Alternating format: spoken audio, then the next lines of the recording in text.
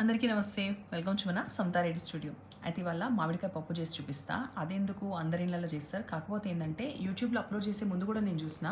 ఈ మామిడికాయలు తర్వాత పప్పు ఒకటే దగ్గర పెట్టి ఉడకబెట్టేసి మెత్తగా రుబ్బేసి తాలింపేస్తారు. అట్లా కాకుండా ఒకసారి అయితే ఇట్లా గాని చేయకపోతే ఇట్లా చేసి చూడండి. దోసకాయ పప్పు కానీ తర్వాత మామిడికాయ పప్పు ఈ స్టైల్‌లో చేస్తే చాలా బావుంటది. దీనికి ఫస్ట్ ఆయిల్‌లో మనము జీలకర్ర, ఆవాలు ఫస్ట్ కూడా వేస్తాను జీలకర్ర ఆవాలు, తర్వాత మళ్ళీ కూడా పోపేస్తా. కాకపోతే ఇట్లా స్టెప్ బై స్టెప్ చెప్తున్నా. ఆనియన్స్ వేసిన కదా, తర్వాత పసుపు, కరివేపాకు, పచ్చిమిర్చి కూడా ఎప్పుడు కూడా మేము నల్లవి వాడతాము. అది కొంచెం కారంగా ఉంటుంది. లైట్ కలర్లో ఉన్నవి ఎక్కువ సప్పగా ఉంటాయి కాబట్టి అసలు వాడము.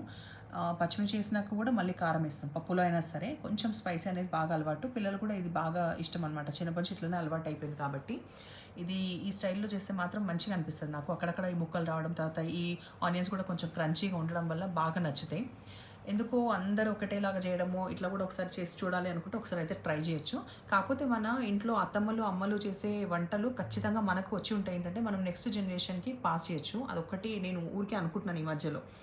యూట్యూబ్‌లో మీరు ఇన్ కేస్ పబ్లిక్‌లో వీడియో పెట్టకున్నా ప్రైవేట్‌లో అయినా పెట్టుకొని మీ పిల్లలకి షేర్ చేస్తే ఏంటంటే మనకి ఎగ్జాక్ట్‌గా మనం ఇంట్లో తినే ట్రెడిషనల్ వంటలు అనేది అట్లా వాళ్ళకు కూడా పాస్ అవుతుందన్నమాట.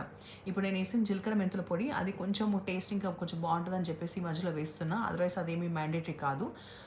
తర్వాత కొత్తిమీర వేసినాను, మళ్ళీ ఈ పోపు ఇంకా అందరం వేసినట్టు వేస్తున్నాను. కానీ ఈ స్టైల్ అయితే చాలా బాగుంటుంది. ఇన్ కేస్ ట్రై చేస్తే మాత్రం కమెంట్ పెట్టండి. Thank you.